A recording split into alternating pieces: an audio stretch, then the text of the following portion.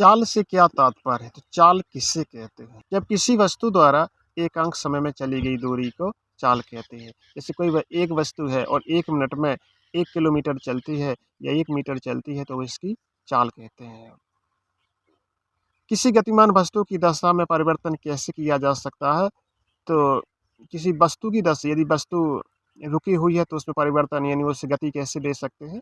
वस्तुगत एक वस्तु है जो गतिमान वस्तु है, उसमें हम परिवर्तन मतलब उसे रोका कैसे सकते हैं? तो बल लगाकर, सीधे-सीधे बाहरी बल लगाकर हम किसी वस्तु की दिशा में परिवर्तन कर सकते हैं। तो बल कितने प्रकार के होते हैं? तो बल के 5 प्रकार होते हैं। नंबर 1 पेशीय बल। पेशीय बल क्या होता है? जो हमारे द्वारा पेशियों द्वारा, मांसपेशियों द्वारा लगाया जाता है वो पेशीय बल है। दूसरा है गुरुत्वीय बल। तो जो गुरुत्व द्वारा यानी ग्रहों द्वारा लगाया जाता है वो गुरुत्वीय बल है। जो चुंबक द्वारा लगाया जाता है वो चुंबकीय बल है। जो चुंबकीय वस्तुएं होती हैं उनके द्वारा जो लगाया गया बल चुंबकीय वस्तु है। घर्षण बल, जब 2 सतहों के सापेक्ष जो बल लगता है, जैसे हथेली को रगड़ना या बालों को खींचना, तो कंधे का और बाल का जो घर्षण होता है, तो समतल पर चलना, ये सब घर्षण बल के उदाहरण हैं। विद्युतीय बल, जो करंट या विद्युत द्वारा लगाया गया बल विद्युतीय बल कहलाता है। तो ये 5 प्रकार के बल हो गए। विद्युतीय बल किसे कहते हैं? तो वह बल जो विद्युत धारा के कारण उत्पन्न होता है, वह कार्य करता है, उसे विद्युतीय बल कहते हैं। अब जैसे मोटर चलना, तो मोटर को जब विद्युत लगाएगी बल तभी तो मोटर चलेगा।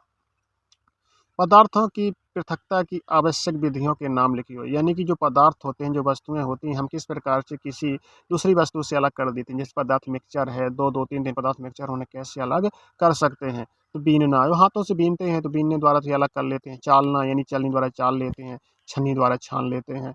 और वाष्प करके यानी गर्म करके उसे वाष्प कर लेते हैं। आसवन विधि द्वारा, आसवन क्या, जैसे शराब उतारते हैं, शराब में क्या होता है, शराब को उबालते हैं, उसकी जो गैस बनती है, गैस को ठंडे उसमें डालते थे। किण्वन विधि, जो शराब को बनना तो किण्वन विधि है, लेकिन शराब का जो निकलती है वाष्पन विधि द्वारा निकालते हैं।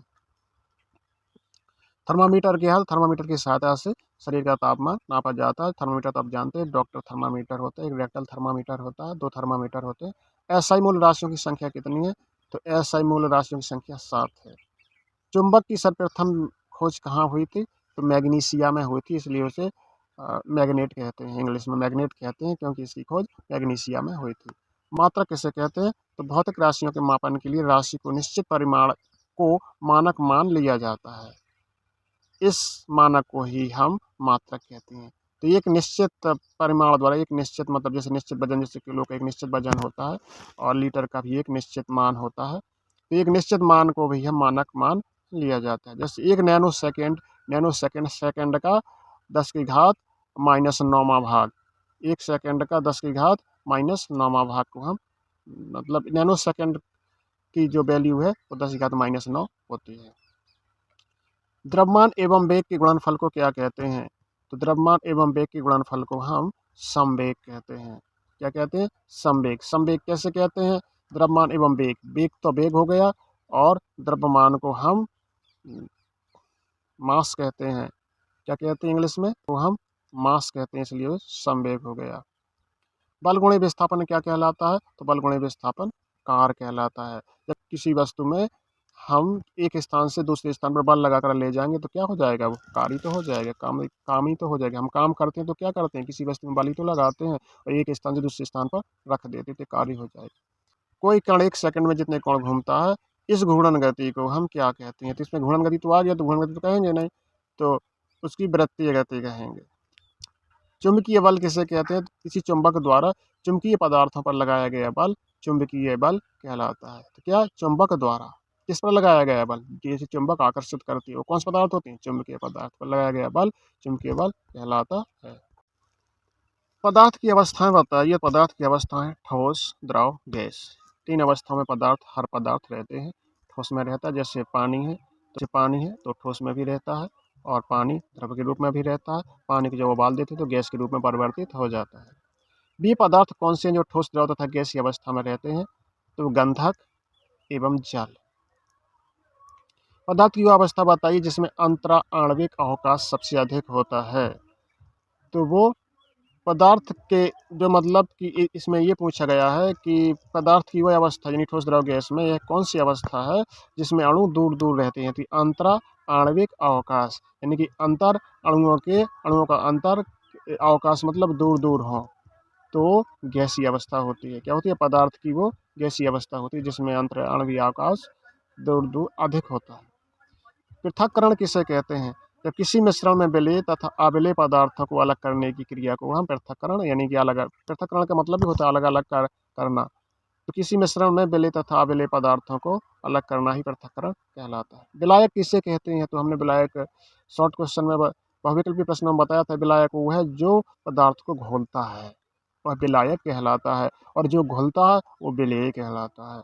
और विलेय प्लस विलायक को हम विलयन कहते हैं। जैसे शक्कर और पानी, तो शक्कर घुलती है, शक्कर पानी में घुलती है, इसलिए शक्कर को हम विलेय कहेंगे। और घोलता कौन है शक्कर को? पानी खुद में घोल लेता है, तो हम पानी या जल को हम विलायक कहेंगे।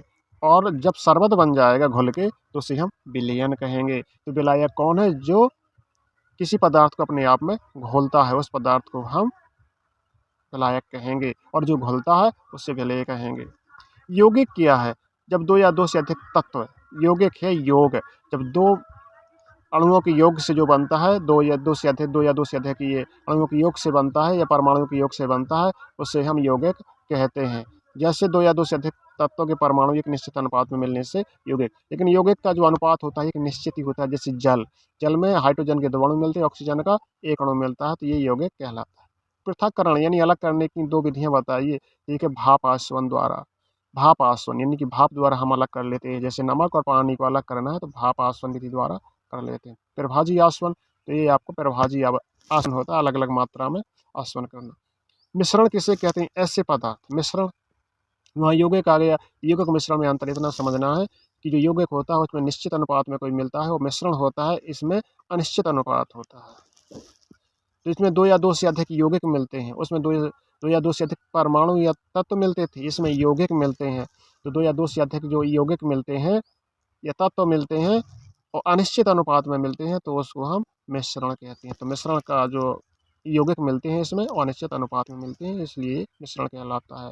मिश्रण यौगिक में कंफ्यूज मत होना। चीनी के शरबत में लकड़ी के कोयले के कुछ टुकड़े मिल गए हैं, तो आप किस विधि द्वारा पृथक करेंगे? जो चीनी का शरबत है, जो पानी में घोल के आपने रखा है, उसमें कोयले के टुकड़े आपने मिला दिए हैं या मिल गए हैं, तो उसे हम छान कर अलग कर लेंगे। द्रव्यमान किसे कहते हैं? किसी वस्तु में पदार्थ का जितना परिमाण या मात्रा होता है वह उस वस्तु का द्रव्यमान कहलाता है। मीटरी पद्धति किसे कहते हैं? तो वर्ष 1790 में फ्रांसीसियों ने मापन की एक मानक प्रणाली की रचना की, जिसे मीटरी पद्धति कहते हैं। कुछ प्रमुख भौतिक राशियों के नाम बताइए। तो भौतिक राशियाँ क्या? लंबाई, द्रव्यमान, क्षेत्रफल, समय, ताप आदि ये होते हैं। समय का जो मानक मात्रक क्या होता है? तो समय का मानक मात्रक सेकंड होता है।